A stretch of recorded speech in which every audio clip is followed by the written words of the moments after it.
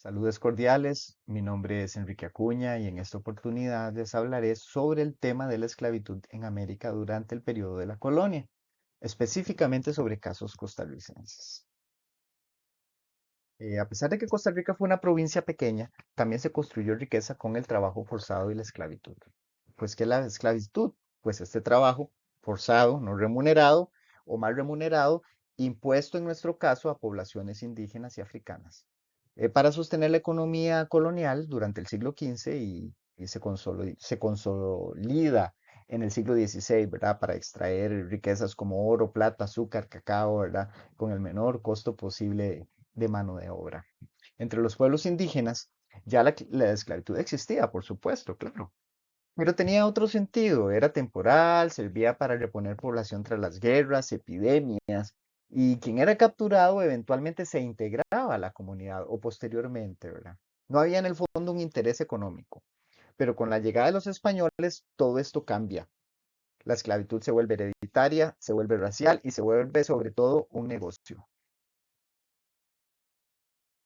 La esclavitud en América surge porque los europeos necesitan esta mano de obra, necesitan una máquina de trabajo, ¿verdad?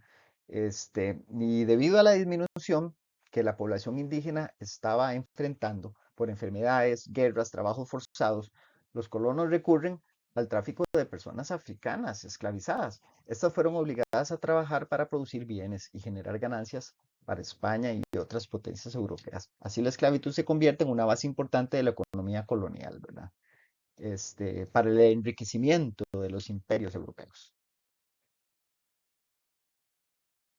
Principalmente la explotación indígena comienza con la llegada de los españoles, como vimos. Los pueblos originarios fueron obligados a realizar trabajos forzosos en diferentes actividades, lo que provoca pérdida de tierras, el deterioro de sus formas de vida y una fuerte disminución de la población, de las duras condiciones y las enfermedades y la violencia, ¿verdad? Hay que recordar aquí que las mujeres este, indígenas no querían que sus hijos fueran explotados y se negaban a seguir teniendo descendencia por lo mismo, ¿verdad? Hay que ver también que legalmente era prohibido, según la corona, que se explotaran y se esclavizaran a los indígenas, pero en la práctica era otra cosa. Además hay que ver que Costa Rica estaba alejado de la gran capital, en Guatemala, y la supervisión era poca. Entonces, en nuestro caso, aquí había muy poca supervisión en esto y la práctica era la explotación y la esclavitud, ¿verdad? Este proceso demuestra que la explotación colonial afectó drásticamente a las comunidades indígenas. Tener que trabajar tus propias tierras, eh, que ya no eran tuyas y que no recibías nada a cambio, muy duro. A continuación vamos a ver uno de estos ejemplos de métodos de explotación y de indígena. Eh, la encomienda fue uno de ellos y fue aplicada principalmente en los siglos XVI y siglo XVII, especialmente en las zonas de asentamiento español, como lo era Cartago, la capital de la provincia de Costa Rica, ¿verdad? En ese entonces.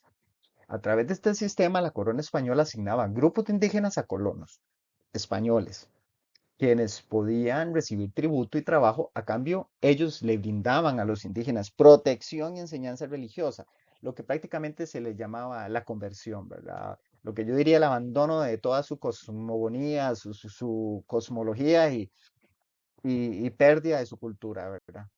Entre los actores tenemos el encomendero, que era el español, y en dado caso el criollo, que era hijo de español, pero nacido en la colonia. Tenía las mismas facilidades, con diferencia que no podían optar por cargos gubernamentales altos. También tenemos a la iglesia como otro actor y los indígenas encomendados, ¿verdad? Los que sufrieron. En la práctica de muchos pueblos indígenas fueron obligados, ¿verdad? A trabajar. Y estas duras condiciones de trabajo, junto con las enfermedades introducidas por los europeos, las pérdidas de sus tierras, las mujeres indígenas que no querían tener hijos, provoca una disminución significativa de la población. Claro, y esto llega a afectar la forma de vida tanto de ellos y de su organización social como la economía de la colonia, ¿verdad? Por esta falta de mano de obra. Debido a esto, la esclavitud africana surge como una alternativa para los colonos, ¿verdad? Para poder solventar esta mano de obra necesaria para el financiamiento de su colonia. Entonces traen millones de personas capturadas en África, las trasladan a la fuerza, lo que se llama la trata transatlántica, para trabajar en las colonias. Y este proceso estuvo marcado definitivamente por la violencia, las malas condiciones de transporte, insalubridad, hambres, enfermedades, una larga travesía y una alta mortalidad durante el viaje, ¿verdad? Es inhumano esto, lamentable. Las personas esclavizadas eran consideradas ilegalmente propiedad de sus amos y de ahí fueron fundamentales para la economía colonial, especialmente en la agricultura, la minería y los trabajos urbanos y también domésticos. Aunque enfrentaron duras condiciones de vida y trabajo, es importante aquí recalcar que muchas mantuvieron elementos de su cultura y desarrollaron formas de resistencia. Y de ahí, su aporte se ve esencialmente en el desarrollo económico de las colonias para la formación de las sociedades americanas actuales, ¿verdad? Eh, Uno de los casos más representativos de la esclavitud africana en Costa Rica fue el de las plantaciones de cacao en la región de Matina, en la costa caribeña o lo que llamamos Limón, ¿verdad? Durante finales del siglo XVII y a lo largo del siglo XVIII, el cacao llega y se convierte en ese producto clave para la economía local y regional, ¿verdad? Su cultivo, cosecha, embalaje y transporte dependían en gran medida del trabajo de las personas africanas esclavizadas. Entre estos actores tenemos obviamente a los colonos, a los criollos que visitaban 2 veces al año, creo, estas plantaciones, o sea, había muy poca supervisión. También habían libertos, lo que vamos a ver ahora, a explicarlos más abajito. Eh, los africanos, por supuesto, y también hay un índice de indígenas en esta zona, ¿verdad? En el contexto costarricense se presentaron algunas particularidades en comparación con otras regiones de América, ya que la relativa pobreza de la élite o que no era tan rica, ¿verdad? Que no podía pagar tantos esclavos, ¿verdad? Traer tantos esclavos porque eso tenía un costo. Y la distancia geográfica de Matina con respecto a Cartago, había poco control sobre los esclavos, que esto llega a permitir que muchas personas esclavizadas, desarrollaran o contaran con un grado de autonomía. Podían cultivar hasta sus propias parcelas. Ujú. Podían tener su propia ahí, actividad, este, económica, ¿verdad? Algo que era muy, muy inusual. Se movían con mayor libertad, inclusive hasta portaban armas, se decía que portaban armas. Pero sin embargo, esta autonomía no debe interpretarse como libertad, ¿verdad? La propiedad legal seguían siendo personas al mando de un amo, ¿verdad? O que les correspondían a un amo. Y el sistema continuaba basándose literalmente en explotación, ¿verdad? En algunos casos, el cacao funciona como moneda y les permite a ciertos esclavos reunir recursos para poder comprar su libertad, aunque dentro siempre de un marco injusto, ¿verdad? Racista y clasista. Esto no cambia. Un dato muy curioso que vale la pena rescatar. Bueno, en esta zona había una gran concentración masculina. Muy pocas mujeres esclavizadas llegaban a esta zona, así que muchos hombres se sentían solos y pasaban años sin poder formar una familia. Y aunque lograron casarse con mujeres libres, como el caso de Ramón Poveda, que está datado en 1742, se casa con una mujer mulata libre y gracias a un préstamo de su suegro logra comprar su libertad. Pero bueno, esto fue un caso aislado, es una excepción, no era la regla para la mayoría de los esclavos en esta región de Matina. Las plantaciones en esta zona muestran cómo la esclavitud pudo optar formas diversas según el contexto local, ¿verdad? Sin dejar de ser un sistema de dominación y de que siempre va a marcar profundamente la historia social, ¿verdad? Y económica, de nuestro país. En este mapa, se muestran las principales zonas de Costa Rica donde se concentró la población esclavizada de origen indígena y africano durante la época colonial. Las áreas destacadas son el Valle Central, que vemos como amarillito, Cartago, parte de Alajuela, San José, y la región de Matina, en la actual provincia, ¿verdad?, de Limón. El Valle Central, las personas esclavizadas trabajaron principalmente en la agricultura, la ganadería, la construcción y el servicio doméstico. En el servicio doméstico también había esclavos africanos, vale recalcar. En Matina, el trabajo estuvo sostenido por de plantaciones de cacao, las actividades comerciales del Caribe, ¿verdad? Hay que recordar que durante la época colonial, la actual provincia de Guanacaste, que sale ahí, no formaba parte de Costa Rica, sino del partido de Nicoya, ¿verdad? Más relacionada con Nicaragua.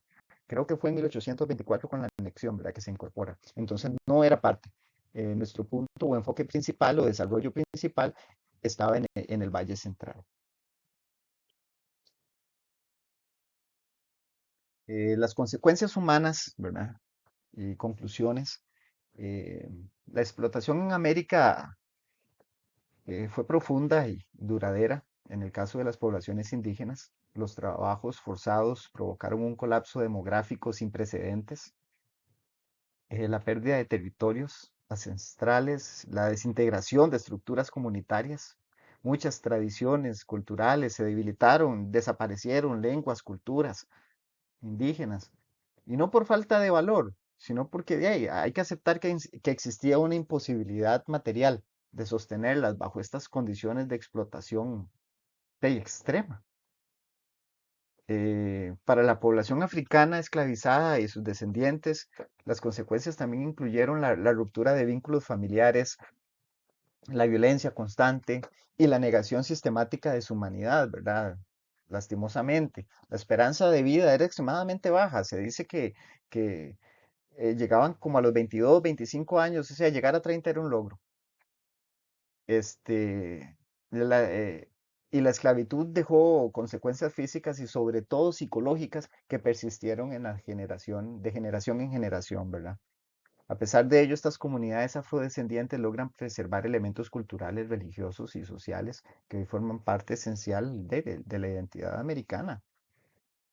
Desde una perspectiva histórica, es fundamental que reconozcamos que la economía colonial se sostuvo casi por completo por el trabajo forzado, la esclavitud de indígenas y africanos, indiscutiblemente. Sin estos sistemas de explotación, la acumulación de riquezas en Europa y el desarrollo de las colonias habría sido imposible. Asimismo, la construcción de jerarquías raciales durante la colonia sentó las bases de las desigualdades y aún persiste en las sociedades latinoamericanas, lastimosamente. Para concluir, en América implica no solo analizar el pasado, sino que también hay que reflexionar sobre sus impactos en el presente. Comprender esta historia es un proceso necesario para promover una memoria crítica, una mayor justicia social y el reconocimiento, por supuesto, el reconocimiento de las poblaciones que históricamente han sido marginadas, como nuestros indígenas o los indígenas en América que todavía enfrentan grandes retos, ¿verdad? Muchas gracias.